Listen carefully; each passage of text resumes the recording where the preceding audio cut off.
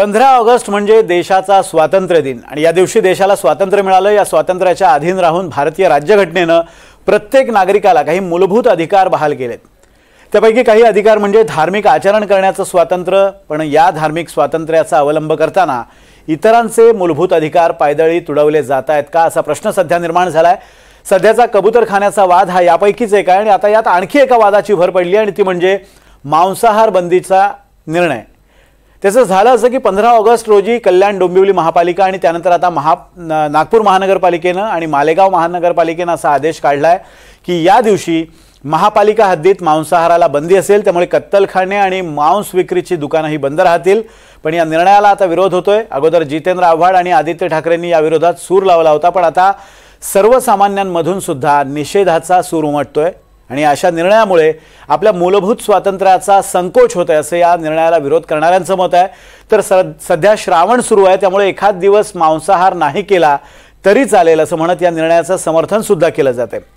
याच विषयावर आपण आज चर्चा करणार आहोत आणि या चर्चेत माझ्यासोबत सहभागी होत आहेत दयाशंकर तिवारी, अध्यक्ष आहेत आणि भाजपचे शहराध्यक्ष आहेत आणि माजी महापौर आहेत।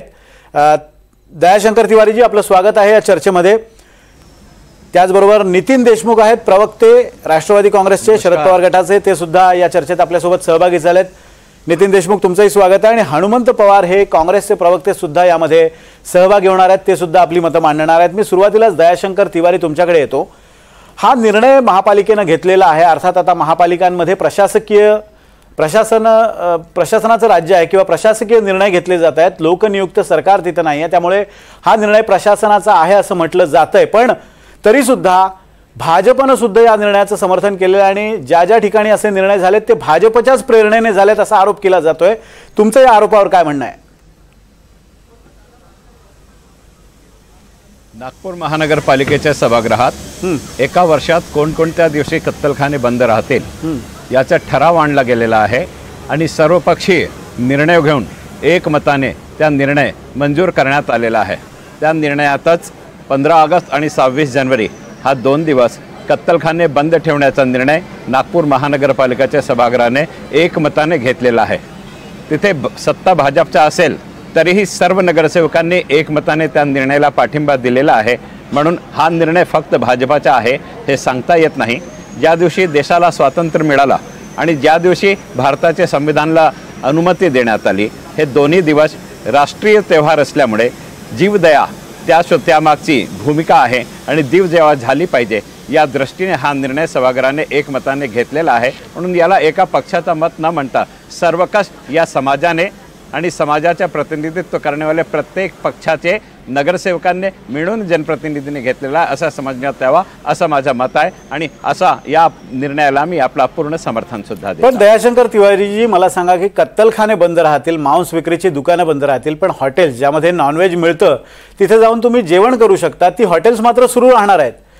मॅकडॉनल्ड्स आणि KFC सारखी तद्दन फक्त मांसाहार पदार्थाची विक्री करणारी परदेशी कंपन्यांचे आउटलेट सुद्धा उघडी राहणार आहेत आणि असाच प्रश्न आता मनसेने केलेला आहे। मनसेचे माजी आमदार राजू पाटलांचं असं म्हणणं आहे की तुम्ही ही दुकानं सुद्धा बंद ठेवणार का?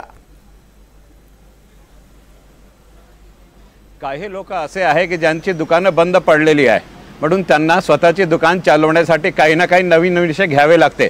त्याच्यातलाच हा विषय मनसेने उचललेला आहे असं म्हणायला काही हरकत नाही। माझं स्पष्ट म्हणणं आहे की जेव्हा कोरोना होता तेव्हाही कत्तलखाने बंद होते, पण ऑनलाईन जेवणची डिलिव्हरी सुरू होती तेव्हा सुद्धा हीच स्थिती होती। तेव्हा मनसे कोणत्या नाही, पण दयाशंकर तिवारीजी, माझा सुद्धा प्रश्न आहे, तुम्ही प्रश्नाची गल्लत करताय। बघा, तुम्ही आता असं म्हणता की कोरोनामध्ये हे सगळं बंद होतं, कोरोनाची कारणं वेगळी होती, आत्ताची कारणं वेगळी आहेत। आत्ताची जी टीका केली जाते किंवा आत्ताच्या निर्णयाला जो विरोध होतोय तो विरोध अशासाठी होतोय की एका विशिष्ट धर्माच्या अनुषंगाने हे सगळे निर्णय होत आहेत, त्यामुळे एका मोठ्या वर्गाचा मूलभूत अधिकार मारला जातोय, हा यामागचा मुद्दा आहे। नागपूर महानगरपालिकेच्या सभागृहात जेव्हा हा विषयावर चर्चा घेऊन निर्णय घेण्यात आला, त्याच्यात मुस्लिम लीगच्या सुद्धा नगरसेवकांनी याला समर्थन दिलेलं आहे। जेव्हा मुस्लिम लीगच्या नगरसेवक समर्थन देते तेव्हा कुठला धर्म येते? जेव्हा बहुजन समाज पार्टीचे निर्वाचित असलेले 10चे 10 नगरसेवकांनी याला पाठिंबा दिला तेव्हा कोणता धर्म समोर येते? सर्व पक्षाच्या लोकांनी जीवदया म्हणून ज्या दिवशी देशाला स्वातंत्र्य मिळालेलं आहे त्या दिवशी जीवदया होण्याच्या दृष्टीने हा निर्णय घेण्यात आला पाहिजे, याला सर्व पक्षांचा पाठिंबा होता. आणि मनसेची लायकी एकही नगरसेवक निवडून देण्याची नागपुरात नव्हती, म्हणून मनसेचा पाठिंबा नव्हता. आणि मनसेची दुकान बंद आहे म्हणून नवीन नवीन दुकान सुरू करण्यासाठी नवीन नवीन विषय उचलतात मनसेवाले, दुसरा कोणतंही काम नाही आहे मनसेवाल्यांना. पण दयाशंकर तिवारीजी, मी प्रश्न विचारताच तुम्ही थेट मुस्लिम लीगनं सुद्धा याला समर्थन केलेलं आहे आणि मुस्लिमांचा या निर्णयाला पाठिंबा आहे असं म्हणत एकदम वेगळं टोक घातलंय. पण हिंदू आणि मुस्लिम या व्यतिरिक्त सुद्धा असा एक मोठा वर्ग राहतो की जो या निर्णयामुळे प्रभावित होऊ शकतो. अशा वर्गाचं काय, या संदर्भात सुद्धा तुमच्याशी मला बोलायचं. पण आता मी या चर्चेत इतरांनाही सहभागी करून घेतोय. नितीन आणि मी हा बोला बोला बोला. मी कुठेही हिंदू आणि मुस्लिम हा पायंडा घेतला नाही. मी माझा स्पष्ट म्हणणं आहे की हिंदूने सुद्धा दिला, मुसलमानांनी सुद्धा दिला, मुस्लिम लीगने सुद्धा दिला. यासोबतच बहुजन समाज पक्ष त्याच्यातले 10 नगरसेवक सभागृहात होते, ते सुद्धा एक विशिष्ट वर्गाला नेतृत्व करतात. नगरसेवक झाल्यानंतर कोणताही माणूस कोणताही धर्माचा, कोणताही जाताचा, कोणताही वर्गाचा नसतो, पण तरी सुद्धा ते रिप्रेझेंटेशन एक विविध विचाराचा करतो. त्या विचारसारणीने सुद्धा याला पाठिंबा दिला आहे. म्हणून याला फक्त भाजपच्या विषय न म्हणता हा सर्वकष समाजाने घेतलेला निर्णय आहे हे म्हणायला कोणतीही हरकत नाही असाले मी म्हणतो. आणि मनसेची दुकानं बंद झालेली आहे म्हणून स्वतःची दुकान उघडण्यासाठी ते नवीन नवीन धंदे करतात, हे माझा स्पष्ट आरोप आहे. ठीक आहे, मनसेचा तुमचा आरोप आहे. मनसेचा प्रतिनिधी या चर्चेत नाही आहे त्यामुळे आपण त्याला विचारू शकत नाही. त्यामुळे मनसेचा प्रतिनिधी जर या चर्चेत असता तर आपण हा मुद्दा त्यांना विचारला असता. पण मी आता नाही, कारण त्यांनाच हे दुष्चक्र रचल्यावर बोलून घ्यायला पाहिजे होता. मी या चर्चेमध्ये इतरांना सुद्धा सहभागी करतोय. दयाशंकर तिवारीजी, नितीन देशमुख, दयाशंकर तिवारी असं म्हणतायत की हा निर्णय घेताना मुस्लिम लीग या पक्षानं, त्याचबरोबर बहुजन समाजवादी पक्षानं या सगळ्यांनी या निर्णयाचं समर्थन केलेलं आहे. त्यामुळे सगळ्या वर्गांचं या निर्णयाला समर्थन आहे आणि यात कोणाचाही अधिकार मारला जात नाहीये. मुळात दयाशंकर तिवारी साहेब हे काय बोलले की मनसेची लायकी नाहीये, हे अशा पद्धतीचं वक्तव्य सार्वजनिक व्यासपीठावरती करणं योग्य नाहीये. हे तर या वक्तव्याचा एकतर निषेध केला पाहिजे की त्यांचा कोण प्रतिनिधी नसताना अशा पद्धतीने एका राजकीय पक्षावरती असं बोलणं, त्यांची लायकी नाही तर मग तुम्ही त्यांच्या बंगल्यावरती जाता कशाला. बरं, आता तो विषय राहिला, विषयांतर मी करत नाही. पण मुळात असं आहे की जेव्हा मांसाहार बंदी, म्हणजे तुम्हाला आठवत असेल मागही एका बोरिवलीमध्ये एका इमारतीमध्ये मांसाहार खायचा नाही या पद्धतीचा एक फतवा निघाला होता, सोसायटीने काढला होता. आणि त्याच्या विरोधात अशा इमारती मुंबईमध्ये सर्रास खूप आहेत आणि सर्रासपणे अशा पद्धतीचे निर्णय, असे फतवे काढले जातात. इतरही आहेत, मी बोलतो त्यावर, तुम्ही तुमचा मुद्दा मांडा. नाही, माझा मुद्दा एवढाच आहे की या पद्धतीने ज्या लोकांनी काय खायचं, लोकांनी कसं राहायचं या पद्धतीवरती एक कुठेतरी भाजपाचं नियंत्रण चाललंय. तुम्हाला माहिती आहे आता ह्यालाच विषय लागून आहे कबूतरखान्याचा. जिथं जैन समुदायाच्या लोकांनी तिथं कबूतरखान्याचं ते पूर्ण फाडलं, त्याच्यावरती गुन्हा दाखल झाला नाही. म्हणजे कल्याण डोंबिवली हे तर झाकी आहे, त्यांना महाराष्ट्रामध्ये अशा पद्धतीची बंदी करायची आहे आणि त्यासाठी त्यांचा अजेंडा चालू आहे. नागपूर बोला, कल्याण महानगरपालिका बोला, हे तुम्ही लोकांनी काय खायचं काय नाही खायचं हा त्यांना अधिकार कोणी दिला यांना ठरवण्यासाठी. आणि स्वातंत्र्य लढायचा जर म्हणजे स्वातंत्र्य दिवस आहे आणि त्या दिवशी जीवदया झाली नाही असं त्यांचं म्हणणं, झाली नाही पाहिजे असं म्हणायचं. कारण की कसं आहे की त्यांच्या लोकांचा स्वातंत्र्याच्या कुठल्याही लढ्यामध्ये सहभाग नव्हता. स्वातंत्र्य हे काही फक्त चळवळ करून किंवा आंदोलन करून भेटलं नाहीये, त्यासाठी लोकांनी लढा दिलेला आहे, प्राणांची आहुती दिलेली आहे, समोरचे इंग्रजांना मारलेलं पण आहे. तर हे सगळ्या गोष्टीचा कुठेतरी हे लोक चुकीच्या डायरेक्शनने घेऊन जात आहेत आणि अशा प्रकारची बंदी घालणं हे योग्य नाही असं आम्हाला वाटतं. त्यामुळे आव्हाड साहेब स्वतः, आमच्या पक्षाचे जितेंद्र आव्हाड साहेब स्वतः 15 तारखेला तिथे जाऊन मांस मच्छी खाणार आहेत अशा पद्धतीचं त्यांनी उघड आव्हान दिलेलं आहे.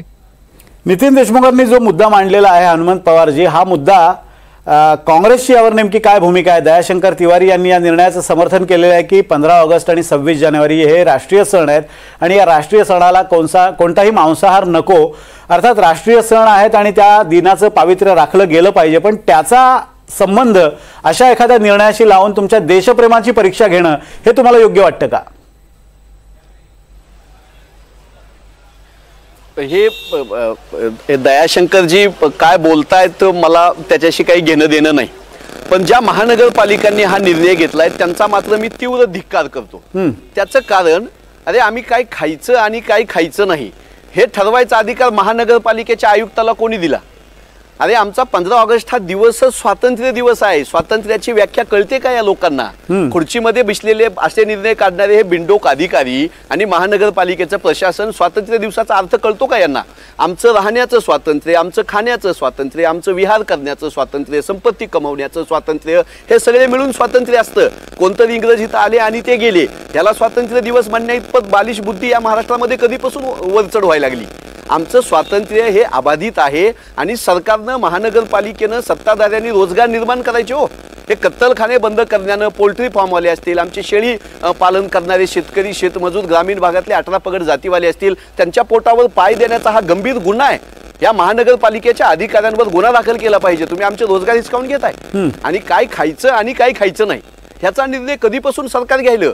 याचा निर्णय घ्यायला महानगरपालिका आहे. स्थानिक स्वराज्य संस्थांच्या कायद्यामध्ये कोणी काय खायचं कोणी काय खायचं नाही याचे निर्णय लिहिलेले आहेत का? कोण तो महानगरपालिकेचा आयुक्त आहे? त्याला ओढून इथं चर्चेत आणून बसवा आमच्या समोर.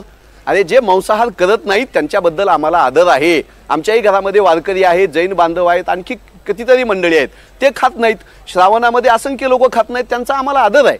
पण जे खातात त्यांना तुम्ही कुठल्या तरी दिवसाचं औचित्य साधून सरकारी आदेश काढून बंदी घालताय.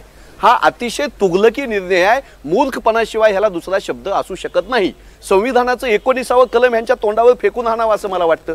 आहार स्वातंत्र्य, विहार स्वातंत्र्य, खाण्याचं स्वातंत्र्य, भाषेचं स्वातंत्र्य, फिरण्याचं स्वातंत्र्य हे संविधानाने दिलं हो. हे कोण आम्हाला सांगणारे तुम्ही या दिवशी खाऊ नका आणि त्या दिवशी खा म्हणणारे? यांची डोकी तपासा. पण अजून एक मुद्दा असा आहे की व्यवसायाचं स्वातंत्र्य सुद्धा, आणि हिंदू खाटीक समाज असेल किंवा मुस्लिम खाटीक समाज असेल, तिवारीजी मी तुमच्याकडे येतो, या मुद्द्यानंतर मी तुमच्याकडे येतो. तर या खाटीक समाजाचा मुख्य व्यवसायच हा आहे कत्तलखाने चालवणं किंवा मांसाहाराची दुकानं चालवणं. यांच्या व्यवसायाच्या अधिकारावर सुद्धा गंडांतर येते, याची कल्पना यायला नाहीये. याचे काय कायदेशीर परिणाम होऊ शकतात? तळेकरजी, साधा मुद्दा आहे की जी बकऱ्या कापल्या जातात, मेंढ्या कापल्या जातात, बोकड कापले जातात किंवा कोंबड्या कापल्या जातात, ही मंडळी कोण आहेत? अहो आमच्या रक्तामासाची नातेवाईक मित्रमंडळी 18 पगड जातीची लोक आहेत, ज्यांचे पोल्ट्री फार्म आहेत, ज्यांनी कर्ज काढून पोल्ट्री फार्म काढलेले आहेत. पोल्ट्री फार्मचा किती मोठा बिझनेस असतो आणि त्याचं या अर्थव्यवस्थेमध्ये किती मोठं योगदान आहे. तसंच मी तर उस्मानाबाद, धाराशिव जिल्ह्यामधून येतो. आमची उस्मानाबादी शेळी तिकडे सौदी अरेबियामध्ये जाते. देशभर आमच्या मटणाला किंमत आहे. ती सगळे शेळ्या राखणारी, मेंढी पालन करणारी कोण मंडळी आहेत? हातावर पोट असलेली मंडळी आहेत. त्यांचा उद्योग व्यवसाय हाच आहे. या लोकांना वर्षानुवर्ष, आमच्या मसुबाला पण आम्ही बकरं कापतो हो, आमच्या येडाई मेसाईला पण आम्ही कोंबडी कापतो. देव, धर्म, श्रद्धा, स्वातंत्र्य दिवस याचा आणि आहाराचा मांसाहाराचा काही संबंध नाही हो. आमच्या वारकरी परंपरेमध्ये मांसाची दुकानं असलेल्या साधू संतांचे अभंग आहेत, चर्मकार लोकांचे संत म्हणून अभंग आहेत. त्यामुळे आमच्या श्रद्धा आणि आमच्या खानपानाच्या सवयी आणि आमचे सण उत्सव याच्यामध्ये तिसऱ्या कुणी पडण्याचं काही कारण नाही. तुमच्या श्रद्धा तुमच्या असतात, तुमच्या घरात ठेवा, आम्ही आमच्या घरात ठेवतो. आम्ही तुम्हाला मांस घेऊन आलो नाही तुम्ही 15 ऑगस्ट दिवशी खा म्हणून. पण एखाद्या खाणाऱ्याला, एखाद्या कापणाऱ्याला, शेळ्या मेंढ्याचा उद्योग व्यवसाय असणाऱ्याला, पोल्ट्री फार्म व्यवसाय असणाऱ्याच्या पोटावर पाय देताय तुम्ही, त्यांचा अपमान करताय तुम्ही. हे कदापि या स्वतंत्र भारतामध्ये चालणार नाही. संविधान विरोधी लोक आहेत असा कोण निर्णय घेत असतील ते, आणि अधिकारी जर असा निर्णय घेत असतील तर आम्ही सांगतो खबरदार, आम्ही तुम्हाला न्यायालयात खेचू. घटनेच्या 19व्या कलमानं तुम्हाला उत्तर द्यावं लागेल. तुम्ही संविधान विरोधी निर्णय घेताय, व्यवसाय स्वातंत्र्य हिरावून घेताय, खानपान स्वातंत्र्य तुम्ही आमचं हिरावून घेताय. हा अधिकार कोणी दिला तुम्हाला? अगदी दयाशंकर तिवारीजी, तुमचा मुद्दा काहीतरी तुम्ही मांडत होतात. माझा स्पष्ट म्हणणं आहे की हे जे दोन्ही प्रवक्ते बोलले त्यांनी आमच्या खानपानावर बंदी घालण्याचा यांना अधिकार काय? कोणीही कोणाच्या खानपानावर कोणतीही बंदी घातलेली नाही. हा सगळ्यात पहिला विषय. मांसाहार करायचा नाही असा कोणी निर्देश दिले नाही. या दिवशी मांस खायचा नाही असाही निर्णय घेतलेला नाही. या दिवशी कत्तलखाना बंद राहील, फक्त एवढा विषय आहे. या दिवशी फक्त कत्तलखाना बंद राहील एवढासा विषय आहे. आणि जे संविधानचा नाव घेऊन 19व्या कलमचा उल्लेख करून कॉर्पोरेशनला कोणी अधिकार दिला असं म्हणते, त्यांना सांगा की नागपूर महानगरपालिकेचा विषय नाही, महाराष्ट्राचा महाराष्ट्र म्युनिसिपल कॉर्पोरेशन ॲक्ट वाचा. त्याच्यात कोणत्या दिवस कत्तलखाना सुरू ठेवायचा, कोणत्या दिवस बंद करायचा, हा निर्णय घेण्याचा अधिकार म्युनिसिपल कॉर्पोरेशनला देण्यात आलेला आहे. त्याच्यासाठी समिती सुद्धा आहे. त्या समितीत खटीक समाजाचे लोक सुद्धा आहे. आणि जेव्हा सभागृहात विषय येते तेव्हा खटीक समाजाच्या प्रतिनिधी सोबत चर्चा करून हा निर्णय घेण्यासाठी येतो. हा विषय विस्तारित आहे, नियमांतर्गत आहे. नागपूर म्युनिसिपल दयाशंकर तिवारीजी, तुमचा मुद्दा योग्य आहे. ऐका दयाशंकर तिवारीजी, तांत्रिक दृष्ट्या तुमचा मुद्दा योग्य आहे. 1987 साली नाही ना, ऐका दयाशंकर तिवारीजी, मी प्रश्न विचारतोय त्यावर तुम्ही बोला. मी तुम्हालाच बोलायला देणार आहे. माझा मुद्दा असा आहे की तुम्ही 1987च्या त्या GRचा उल्लेख करताय, ज्या GRच्या अंतर्गत स्थानिक स्वराज्य संस्थांना अशा स्वरूपाचे अधिकार कत्तलखाने बंद ठेवण्याचे देण्यात आलेले आहेत. हा तांत्रिक दृष्ट्या तुमचा मुद्दा अगदी योग्य आहे, पण त्या मागचा प्रश्न माझा हा असा आहे की अशा या तांत्रिक मुद्द्यांच्या आडून धार्मिक अजेंडा रेटण्याचा प्रयत्न होतोय, त्याला विरोध केला जातोय. हा विषय कुठेही धार्मिक नाही. हे तेच लोक आहे जे ब्राह्मणांना सांगतात की जेव्हा ब्राह्मणांनी मटण खाणं सुरू केला तेव्हापासून भाव वाढले. जशी मोहल्ला तसे त्यांचे वक्तव्य असतात. ब्राह्मणांवर आरोप करता की ब्राह्मणांनी मटण खाणं सुरू केलं म्हणून मटणाचे भाव वाढले, कोंबडीचे भाव वाढले. तिवारीजी, हे वक्तव्य तुम्ही कुठलं म्हणताय आणि कोणाचं वक्तव्य म्हणताय? कारण आम्ही असं वक्तव्य कोणतेही ऐकलेलं नाहीये. अनेक लोक आहे, अनेक लोक नाही बघा, अनेक लोक आहे. अशा पद्धतीने विधान करून एखाद्या विशिष्ट जनसमुदायाला टार्गेट करणं हे योग्य नाहीये. दयाशंकर तिवारीजी, माझं तुम्हाला प्रश्न असा आहे की धार्मिक अजेंडा म्हणजे कुठल्याही जनसमुदायाला हा टार्गेट करण्याचा निर्णय नाही. म्युनिसिपल कॉर्पोरेशनचा निर्णय हा धार्मिक नाहीच. तुमचा मुद्दा मी तुम्हाला सुरुवातीलाच म्हटलं की तुम्ही तांत्रिक दृष्ट्या योग्य बोलताय की 1987 साली हा GR काढलेला. मी तुम्हाला तारखेसह सांगतो, 22 एप्रिल 1987 सालचा हा GR आहे, ज्यामुळे स्थानिक स्वराज्य संस्थांना काही अधिकार मिळालेले आहेत की त्या अधिकारांचा वापर करून ते कत्तलखाने बंद ठेवू शकतात. त्याच्यात तुम्ही म्हणताय तो बरोबर आहे की खाटीक समाजाचा सुद्धा एक प्रतिनिधी असतो त्या समितीमध्ये, पण खाटीक समाजानं सुद्धा या निर्णयाला विरोध केला. आता खाटीक समाजाचं असं म्हणणं आहे की आम्ही 15 ऑगस्टला कल्याण डोंबिवली महापालिकेच्या बाहेर आमची दुकानं लावणार आहोत. 1950च्या संविधानावर आपण चर्चा करत आहोत आणि 1987चा का मागतात? संविधानच्या विरोधात कुणाला अधिकार दिलेले नाही आहे. स्वायत्तशासी संस्थाला कोणकोणते अधिकार आहे हे संविधान प्रदत्त अधिकार आहे आणि संविधान प्रदत्त अधिकाराच्या विरोधात संविधानचं नाव घेऊन शिवेगाळ करणं हे कुठपर्यंत योग्य आहे? जे निर्बुद्धी लोकांना संविधान माहित नाही, कॉर्पोरेशन माहित नाही, एक्ट माहित नाही, त्या संस्थेला दिलेले अधिकार माहित नाही, असे निर्बुद्धी लोक असे मंदबुद्धी सारखे वक्तव्य करतात. पण दयाशंकर तिवारीजी, हे योग्य आहे. तुमचं एका निर्णयाकडे मी लक्ष वेधतोय. काही दिवसांपूर्वी मुंबई हायकोर्टानं निर्णय दिला की कबूतरखान्यांच्या ठिकाणी कबुतरांना खाद्य टाकू नका. त्यानंतर सर्वोच्च न्यायालयात ही मंडळी गेली. सर्वोच्च न्यायालयानं सुद्धा सांगितलं की हायकोर्टाचा निर्णय आम्ही बदलू इच्छित नाही, त्यात हस्तक्षेप करू इच्छित नाही, योग्य तो निर्णय घेतलेला आहे आणि तुम्ही त्याचं पालन करा. असं असताना सुद्धा आत्ता काही वेळापूर्वी आपण बातमी बघितली की त्या दादरच्या कबूतरखान्याच्या बाजूला जे जैन देरासर आहे त्या देरासरच्या छतावर दाणे टाकलेले आहेत, पाण्याची भांडी ठेवलेली आहेत. ज्या कायद्याचा तुम्ही उल्लेख करताय किंवा ज्या कायद्याचा तुम्ही दाखला देतायत तो कायदा एक विशिष्ट समाज पाळत नाही आहे, त्याकडे मात्र लक्ष वेधलं जात नाही आहे. कोणत्याही सार्वजनिक स्थानावर कोणीही व्यक्ती जर शासना कानूनचा विरोध करत आहे तर सार्वजनिक स्थानावर त्याच्यावर कारवाई करण्याचा अधिकार प्रशासनाला आहे. पण स्वतःच्या घरी जर कोणी हे सर्व छतवर अन्न टाकत असेल ते पक्ष्यांसाठी तो ते त्यांच्या वैयक्तिक स्वातंत्र्य आहे. 19व्या कलमाप्रमाणे हे त्यांनी सांगून दिलेलं आहे. स्वतःच्या घरी स्वतःच्या देवालयात काय करायचा ते त्या धर्माचा विषय आहे. सार्वजनिक ठिकाणी कोणताही या प्रकारचा कृत्य नाही झाला पाहिजे याकरिता निर्णय दिलेला आहे कोर्टाने. अगदी नितीन देशमुख, हा सगळा मुद्दा आहे, घरी काय करायचा हे आपण ठरवणार का की कोर्ट ठरवणार? अगदी तिवारीजी, तुमचा मुद्दा लक्षात आला. पण नितीन देशमुख, हा सगळा मुद्दा पाहिला तर एका विशिष्ट वोट बँकेकडे हा सगळा अंगुली निर्देश आहे. म्हणजे मी कुठल्याही एखाद्या विशिष्ट समाजाला एखाद्या विशिष्ट पक्षाची वोट बँक असं म्हणणार नाही, पण कुठे ना कुठेतरी तोच त्यामागचा सगळा प्रयत्न आहे. आणि ज्या वेळेला स्थानिक स्वराज्य संस्थांच्या निवडणुका तोंडावर आहेत अशा वेळेला एका विशिष्ट वोट बँकेला नजरेसमोर ठेवून असे निर्णय घेतले जात आहेत असं तुम्हाला वाटतंय का? काय माहितीये का, आता त्यांनी सांगितलं की स्थानिक स्वराज्य संस्थेला अशा प्रकारचे नियम करण्याचा अधिकार आहे. जेव्हा कधी नियम करण्याचा अधिकार आहे? जेव्हा सार्वजनिक आरोग्य किंवा सार्वजनिक सुव्यवस्था कुठेतरी बिघडण्याची चिन्ह दिसतात त्यावेळी हे निर्णय करण्याचे अधिकार. बरोबर नाही, असे निर्णय जर केले तर अशा निर्णयाच्या विरोधात तुम्ही कोर्टातही जाऊ शकता. आता राहिला विषय कबूतरखान्याचा, तर कबूतरखान्यावरती जैन समुदायाने जो मोर्चा काढला, ज्या मोर्चामध्ये त्यांनी तोडफोड केली, अजूनपर्यंत त्याच्यावरती गुन्हा दाखल झाला नाही. इथं तुम्ही 5 लोक जमा, फक्त पक्षाच्या विरोधात जमा किंवा एखाद्या सत्ताधारी सरकारच्या विरोधात जमा, तुमच्यावरती गुन्हे दाखल करतील, पोलीस शोधत येतील, घरातून घेऊन जातील. एवढी मोठी लोक आली, हत्यारं होती, 37चे गुन्हे दाखल झाले पाहिजे होते, चाकू आणले होते, चाकूनी फाडले, हे सगळं आम्ही बघितलंय, तुमच्या सगळ्या लाईव्ह चॅनलवरती बघितलंय. एक सिंगल गुन्हा दाखल झाला नाही. कोणाचा वरदस्त आहे? एका ठराविक समाजाला या पद्धतीने आपला अजेंडा राबवण्याचं स्वातंत्र्य कुणी दिलेलं आहे? हे ह्यांना स्वातंत्र्य दिलेलं आहे का फक्त की ह्यांनी मनाला वाटेल तेव्हा बंदी घालावी, मनाला वाटेल तेव्हा धान्य घालावं, मनाला वाटेल तेव्हा सगळ्या गोष्टी? बरं, याच्यामध्ये सुप्रीम कोर्टाने निर्णय दिलाय, त्या कोर्टाच्या निर्णयाच्या विरोधात जाऊन ह्यांची हिंमत. म्हणजे काल कुठेतरी प्रसार माध्यमाने दाखवलं म्हणून ते चणे घालणारा जो व्यक्ती होता त्याच्यावरती गुन्हा दाखल झाला. अगदी तुम्ही म्हणताय की एका विशिष्ट समाजाला कायद्याचा धाक दाखवला जात नाही, त्यांच्यावर गुन्हे दाखल होत नाही, एवढं मोठं आंदोलन झालंय, त्यात हत्यारं वापरली गेली. आता परवा तुम्ही सुद्धा एक आंदोलन करणार आहात 15 तारखेला. तुम्ही जसं म्हणताय की आव्हाड स्वतः तिथे जाऊन मटण पार्टी देणार आहेत तुम्हा कार्यकर्त्यांना आणि स्वतः पण ते मटण खाणार आहेत. त्यावेळेला तुमच्यावर काय गुन्हे दाखल होत आहेत ते आपण बघूया. पण हनुमंत पवार, एक शेवटचा मुद्दा, कारण चर्चेची वेळ संपत आलेली आहे.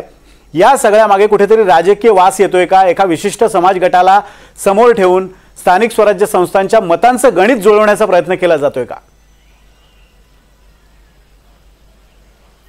हे बघा, भारतीय जनता पक्षाची ही सगळी खेळी आहे. यांना कोणाची तर मतं पाहिजेत आणि याच्यामध्ये शाकाहार, मांसाहार, स्वातंत्र्य दिवस, कत्तलखाने ह्याचा काहीही संबंध नाही. भारतीय जनता पक्षाला माध्यमांमध्ये चर्चेत ठेवण्यासाठी वेगवेगळे विषय लागतात, म्हणून नागपूरच्या महानगरपालिकेला आणि KDMCला हाताशी धरून यांनी हा निर्णय आणलाय.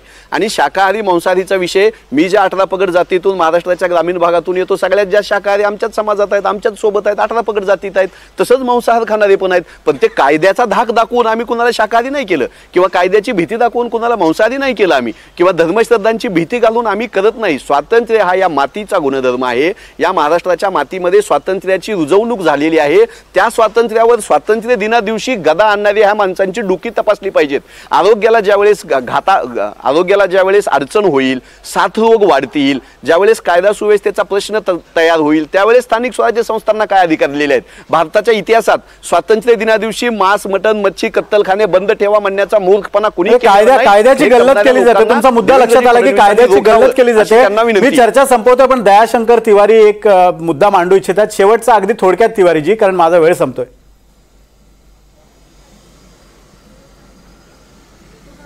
हा निर्णय नागपूर म्युनिसिपल कॉर्पोरेशनने 2017ला घेतला आहे. आपण 2025ला चर्चा करत आहोत आणि मताचा राजकारण घेऊन आम्ही हा निर्णय घेतला असा आरोप करण्यात येत आहे. 2017 ते 2025 पर्यंत मनसे कुठे होते आणि हे माननीय पवार साहेब कुठे होते जे चर्चेत सहभागी आहे? हा कोणताही राजकीय निर्णय नाही आहे. हा राष्ट्रीय स्वतंत्रताचा मान ठेवण्यासाठी, जीव दया करण्यासाठी घेतलेला निर्णय आहे. तुमचा मुद्दा शेवटचा लक्षात आलेला आहे. तुमचं असं म्हणणं आहे की हा निर्णय जुना आहे आणि नव्यानं यात वादाला फोडणी दिली जाते. पण नागपूरचा एक वेळ अपवाद आपण करू. दयाशंकर तिवारीजी, नागपूरचा एक वेळ आपण अपवाद करू. 2017चा हा निर्णय असेल, पण कल्याण डोंबिवली महापालिका असेल, मालेगाव असेल, या सगळ्याच्या माध्यमातून हा निर्णय जर रेटला जात असेल तर कुठेतरी राजकीय वास या सगळ्या निर्णयाला येतोय आणि त्यामुळेच सत्ताधाऱ्यांकडे याची सुई वळते संशयाची आणि म्हणून या सगळ्या निर्णयावर टीका होते. पण प्रश्न हा आहे की या सगळ्यामध्ये धार्मिक स्वातंत्र्य जसं आहे तसंच व्यवसायाचं स्वातंत्र्य आहे. कोणी काय खावं, काय प्यावं आणि काय ल्यावं याचं सुद्धा स्वातंत्र्य आहे. तर या स्वातंत्र्याचा संकोच एखाद्या कायद्यानं होऊ नये याची दक्षता स्थानिक स्वराज्य संस्था असतील किंवा वेलफेअर स्टेट अशी जी संकल्पना आपण करतो त्या संकल्पनेनं काळजी घेण्याची गरज आहे आणि ती काळजी घेतली जाईल अशी अपेक्षा करूयात. सर्वांचं समाधान होईल अशा स्वरूपाचे निर्णय घेणं शक्य आहे आणि ते निर्णय घेण्याला प्राधान्य दिलं पाहिजे. धन्यवाद तुम्हा सगळ्यांचे. तुम्ही या सगळ्या चर्चेमध्ये सहभागी झालात आणि आपले सगळे मुद्दे मांडलेत त्याबद्दल.